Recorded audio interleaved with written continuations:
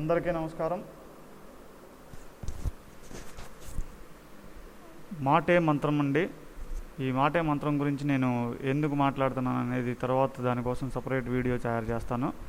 ఈరోజు ఈ వీడియోలో ఎంబీబీఎస్ చదివేటువంటి విద్యార్థులు ఎన్ని సబ్జెక్టులు చదువుతారు, అసలు ఎన్ని స్పెషాలిటీస్ ఉంటాయి, ఏ స్పెషాలిటీ వాళ్ళు ఏ విభాగాల్ని పరిశీలిస్తారు, ఏ విభాగాల్లో సాధన చేస్తారు అనే దాని గురించి వివరంగా మీకు తెలియజేయాలనుకుంటున్నాను.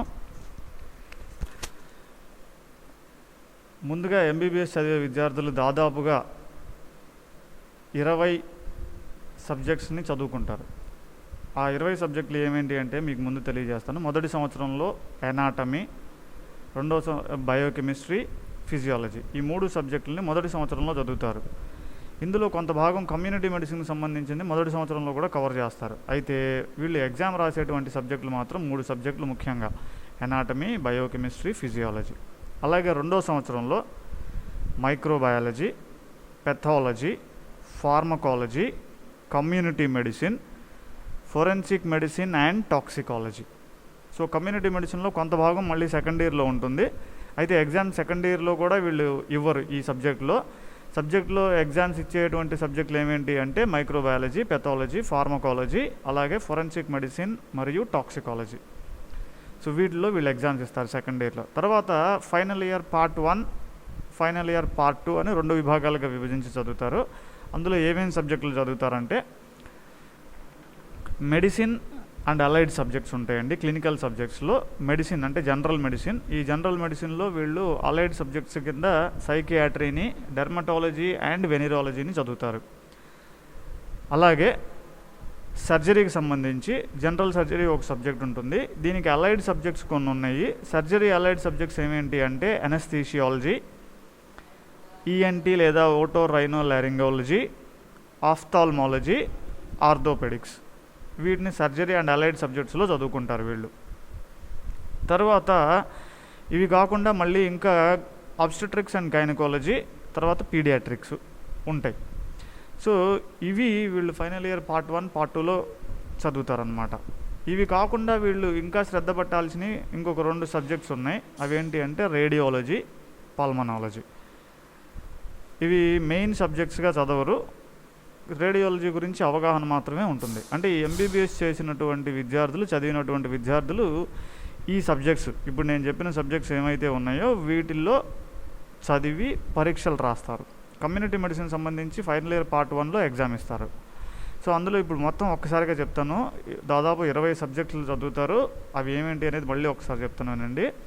Anatomy, biochemistry, physiology, forensic medicine and toxicology, microbiology, pathology, pharmacology, community medicine, dermatology, venereology మెడిసిన్లో, తర్వాత సైకియాట్రీ, జనరల్ మెడిసిన్, తర్వాత obstetrics and gynaecology, ophthalmology, orthopaedics, otorhinolaryngology లేదా ఈఎన్టీ అంటాం, పీడియాట్రిక్స్, తర్వాత సర్జరీకి సంబంధించి సర్జరీలో అనస్థీషియాలజీ, తర్వాత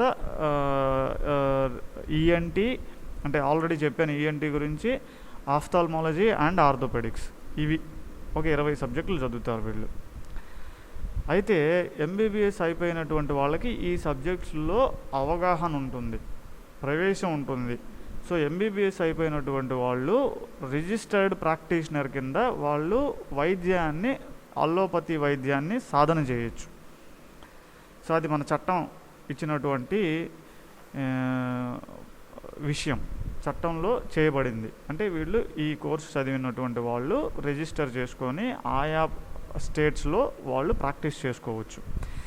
సో వీళ్ళు ఎందుకు వీళ్ళకి మనం ఎంత గొప్ప మర్యాదను ఇస్తామంటే సమాజంలో, వీళ్ళు ఈ సబ్జెక్ట్స్లన్నీ చదువుకొని, అంటే హ్యూమన్ అనాటమీ దగ్గర నుంచి మెడిసిన్, సర్జరీ, ఫార్మకాలజీ, ఇట్లాంటి అన్ని మైక్రోబయాలజీ, పెథాలజీ, రకరకాల విభాగాల్లో వాళ్ళు నైపుణ్యం సంపాదించారు. కాబట్టి వాళ్ళు వైద్యాన్ని సాధన చేయడానికి అర్హులుగా పరిగణించబడి ఇండియన్ మెడికల్ గ్రాడ్యుయేట్స్ లాగా బయటకు వచ్చి వాళ్ళు ఉన్నటువంటి పరిసర ప్రాంతాల్లో ఈ వైద్యాన్ని సాధన చేయడానికి అర్హులు అన్నమాట ప్రభుత్వ పరంగా. అందుకని మనం వాళ్ళకి ఇన్ని సబ్జెక్టులు చదువుకొని ఇంత అవగాహన ఉంది కాబట్టి మనం వాళ్ళకి అంత మర్యాద ఇచ్చి మన సమస్యను తెలియజేసుకొని దానికి సరైనటువంటి మందుని తీసుకొని మన సమస్యలను తగ్గించుకోగలుగుతున్నాం. అందుకే వాళ్ళకి సమాజంలో కూడా అంత మర్యాద. అందుకే వైద్యో నారాయణో హరిహి అని చెప్పి అంటా ఉన్నాం. అయితే ఇక్కడ మనం ఒక డాక్టర్ దగ్గరికి వెళ్ళేటప్పుడు మనం ముఖ్యంగా గుర్తుపెట్టుకోవాల్సినటువంటి విషయం ఏంటంటే ఆ డాక్టర్కి ఏం క్వాలిఫికేషన్, ఆయన ఒట్టి ఎంబీబీఎస్ఏనా లేకపోతే వారు ఏదన్నా పోస్ట్ గ్రాడ్యుయేషన్ చేసున్నారా, అంటే ఎండి ఎంఎస్ అని చెప్పేసి మనం చాలా బోర్డుల్లో చూస్తూ ఉండుంటాం.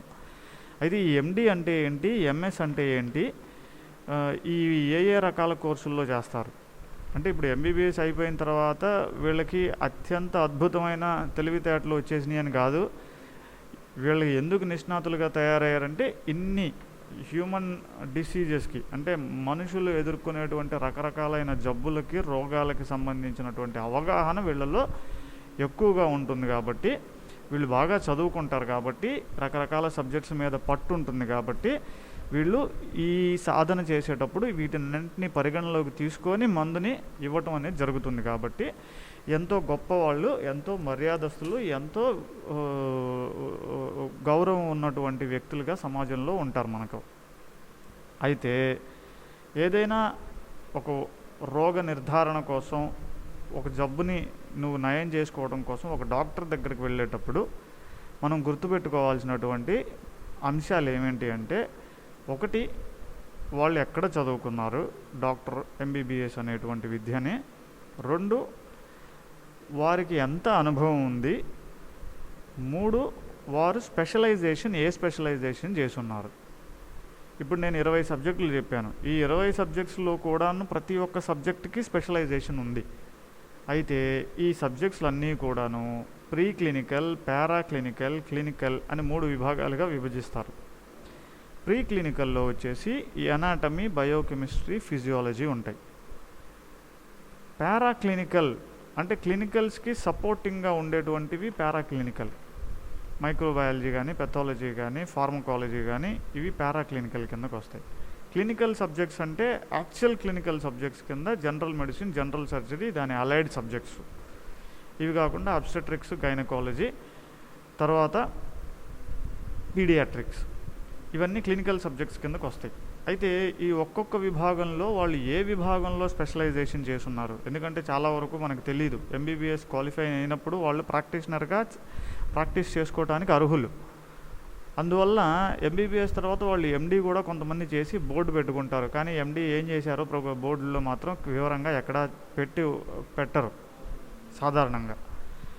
ఎందుకంటే ఎండీ ప్రీ క్లినికల్, పారాక్లినికల్ కూడా ఉన్నాయి. ఈ ప్రీ క్లినికల్, పారాక్లినికల్లో ఎండీ చేసినటువంటి వాళ్ళకి, పోస్ట్ గ్రాడ్యుయేషన్ స్పెషలైజేషన్ చేసినటువంటి వాళ్ళకి క్లినికల్ ఎక్స్పోజర్ అనేది చాలా తక్కువ ఉంటుంది. క్లినికల్ ఎక్స్పోజర్ అంటే వాళ్ళు అదే సబ్జెక్టులు, క్లినికల్ సబ్జెక్ట్స్ని చదువుకునే వాళ్ళు ఎక్కువ మంది పేషెంట్స్ని చూసి ఎక్కువ రోగాల మీద అవగాహన తెచ్చుకునేదానికి అవకాశం ఉంటుంది.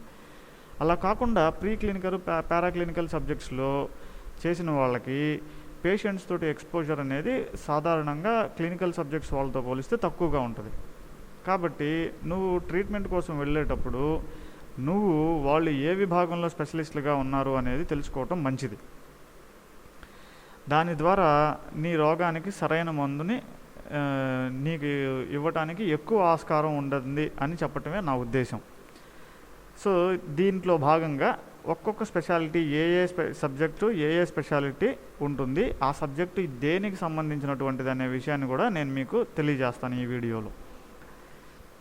నేను 20 సబ్జెక్టుల గురించి చెప్పానండి. జనరల్ మెడిసిన్స్లో ఈ 20 సబ్జెక్ట్స్లో కూడా స్పెషాలిటీ చేయొచ్చు, అంటే పోస్ట్ గ్రాడ్యుయేషన్. ఎంబీబీఎస్ అనేది ఒక అండర్ గ్రాడ్యుయేట్ కోర్స్ మాత్రమే. దీనికి సంబంధించిన తర్వాత స్పెషలిస్ట్ కోర్సు, దాన్ని పోస్ట్ గ్రాడ్యుయేషన్ కోర్స్ అంటాం, స్పెషలైజేషన్ కోర్స్. దీని తర్వాత మళ్ళీ ఇంకొకటి ఉంది, అది సూపర్ స్పెషాలిటీ కోర్స్ అంటాం, సూపర్ స్పెషాలిటీ కోర్స్. ఆ సూపర్ స్పెషాలిటీ కోర్సుల గురించి మళ్ళీ తర్వాత వీడియోలో మాట్లాడతాను. ప్రస్తుతానికి పోస్ట్ గ్రాడ్యుయేషన్కి చేయడానికి వాళ్ళకి ఉన్నటువంటి సబ్జెక్ట్స్, ముఖ్యమైన సబ్జెక్ట్స్ గురించి నేను మాట్లాడతాను. ఎండి అనాటమీ ఉంది, ఎండి బయోకెమిస్ట్రీ ఉంది, ఎండి ఫిజియాలజీ ఉంది. సో అనాటమీ అంటే ఏంటి అంటే హ్యూమన్ అనాటమీ, అంటే మన శరీర నిర్మాణానికి సంబంధించినటువంటి దాంట్లో స్పెషలైజేషన్. ఈ కోర్సుల్ని ముఖ్యంగా ఎందుకు నిర్దేశించారు అంటే వైద్య విద్యను అభ్యసించే వాళ్ళకి వైద్య విద్యని అందించడం కోసం స్పెషలైజేషన్ ఆ సబ్జెక్ట్లో దానికి సంబంధించినటువంటి సబ్జెక్ట్లో స్పెషలైజేషన్ ఇవ్వడం ద్వారా వీళ్ళు దేనికి అర్హులు అవుతారంటే ముఖ్యంగా టీచింగ్ అంటే విద్యార్థులకు బోధన చేయడానికి ముఖ్యంగా ఉద్దేశించబడినటువంటిది ఈ సబ్జెక్టు. అంతేగాని వీళ్ళు ఈ శరీర నిర్మాణాన్ని నేర్చుకున్న తర్వాత సాధన చేయకూడదా అంటే చేయొచ్చు, కానీ వాళ్ళ బేసిక్ క్వాలిఫికేషన్ ఏముంది, ఎంబీబీఎస్ ఉంది కనుక వాళ్ళు ప్రాక్టీస్ చేయొచ్చు. కానీ వీళ్ళు రోజు కూడాను ఆ విద్యని క్లినికల్కి సంబంధించిన విద్యని అభ్యసించట్లేదు. కాబట్టి ఎండి అనాటమీ అనేది ప్రీ క్లినికల్ సబ్జెక్టు.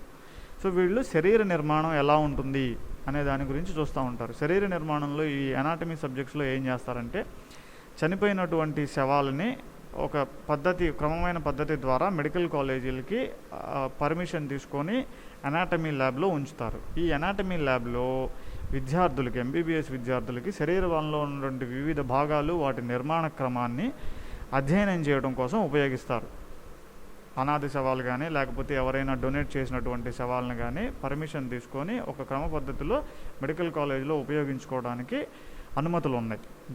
దానికి అనుసరించి ఈ చనిపోయినటువంటి శరీరాలని అనాటమీ ల్యాబ్లో వాళ్ళు శరీర నిర్మాణాన్ని అర్థం చేసుకోవడం కోసం ఉపయోగిస్తారు.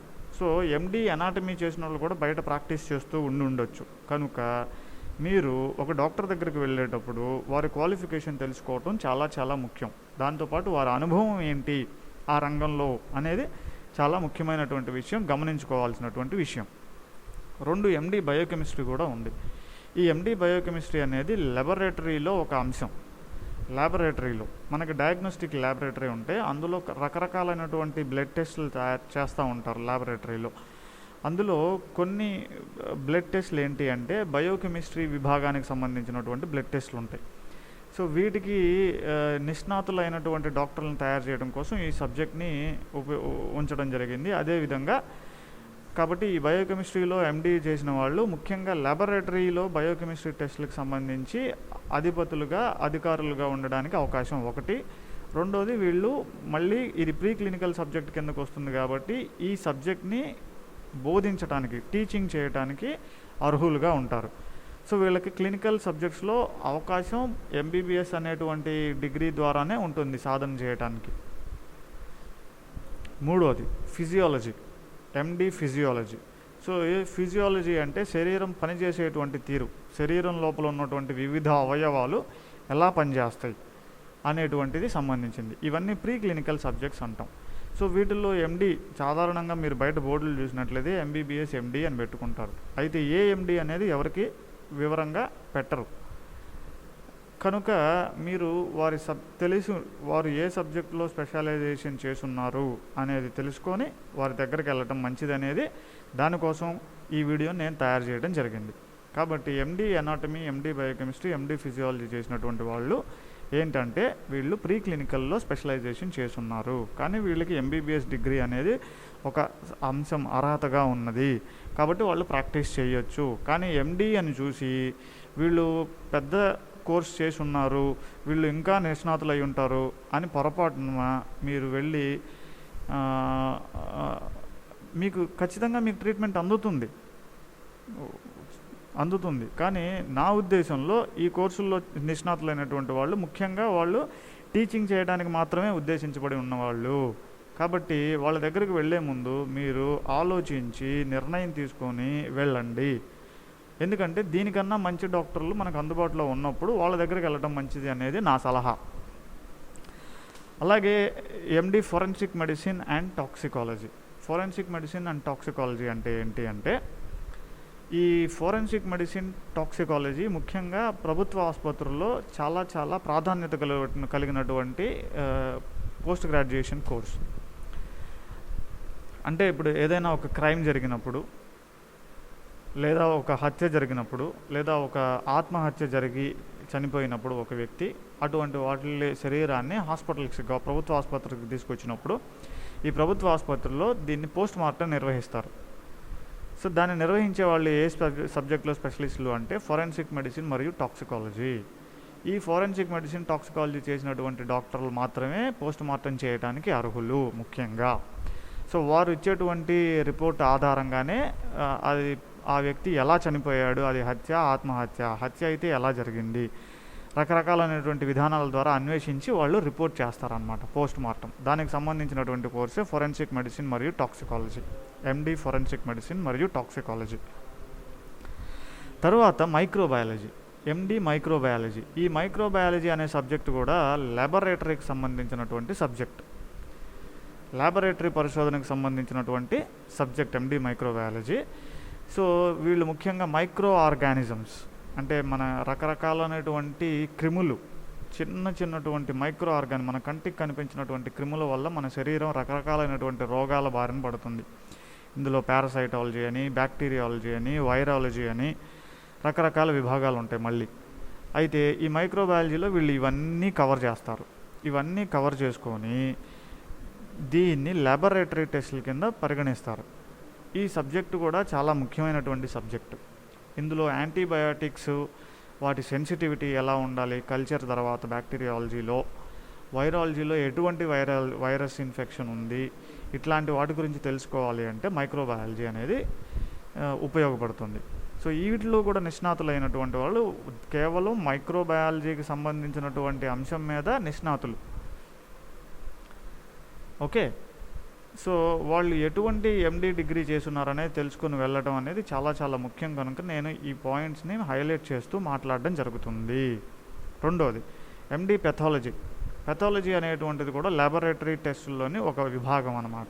సో ఎప్పుడైనా ల్యాబొరేటరీని మీరు చూసినట్లయితే ల్యాబొరేటరీలో ముఖ్యంగా 3 విభాగాలు ఉంటాయి: బయోకెమిస్ట్రీ, మైక్రోబయాలజీ, పెథాలజీ. ఈ 3 విభాగాలు ఉంటాయి: మైక్రోబయాలజీ, బయోకెమిస్ట్రీ, పెథాలజీ.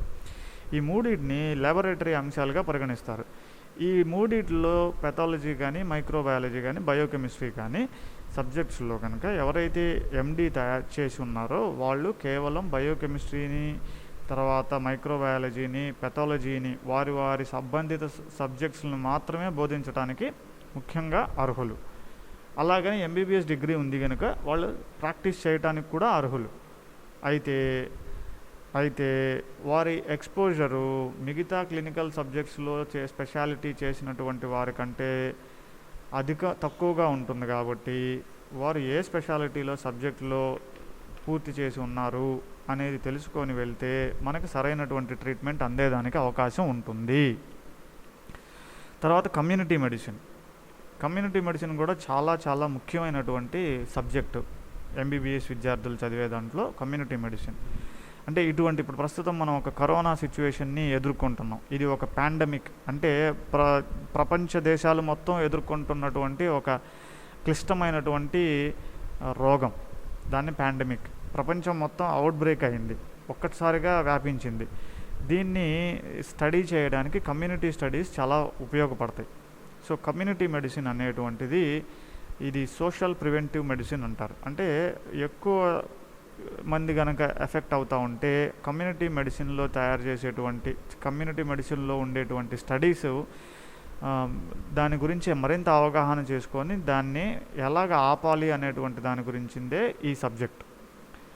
అయితే కమ్యూనిటీ మెడిసిన్ చేసిన వాళ్ళు సాధారణంగా కమ్యూనిటీ మెడిసిన్కి సంబంధించినటువంటి రకరకాలైనటువంటి అంశాలను బోధించడానికి ముఖ్యంగా వీళ్ళు తయారవుతారు. తర్వాత ఇప్పుడు ప్రీ మరియు ఫార్మకాలజీ ఇంకొక సబ్జెక్ట్ ఉంది, ఫార్మకాలజీ. ఈ ఫార్మకాలజీ అనేది ఏంటంటే ఔషధాలు, మందులను తయారు చేసేటువంటి వాటికి సంబంధించినటువంటి మెకానిజమ్స్ని చదివేటువంటి ఒక కోర్స్ ఫార్మకాలజీ అనేది. ఇవి ప్రీ అండ్ పారాక్లినికల్ సబ్జెక్ట్స్ అంటాం. వీళ్ళు పూర్తిగా రోగులతోటి డైరెక్ట్గా ఇంటరాక్ట్ అవ్వకుండా కేవలం సబ్జెక్ట్స్లో నిష్ణాతులై వస్తారు. కానీ ఆల్రెడీ ఎంబీబీఎస్ చదివి ఉండటం మూలాన వాళ్ళు ప్రాక్టీస్ చేయడానికి అర్హులు. అయితే వీరికి క్లినికల్గా అంటే పేషెంట్స్ని ఎక్కువగా చూసేటువంటి అవకాశం మిగతా క్లినికల్ సబ్జెక్ట్స్లో ప్రాక్టీస్ చేసే వాళ్ళతో పోలిస్తే తక్కువగా ఉంటుంది. అందువల్ల మీరు ఏ డాక్టర్ దగ్గరికి వెళ్తున్నారు, ఎండి డాక్టర్ ఏ డాక్టర్ దాంట్లో స్పెషలైజేషన్ చేస్తున్నారు అని తెలుసుకొని వెళ్ళటం చాలా చాలా ముఖ్యమైనటువంటి అంశం.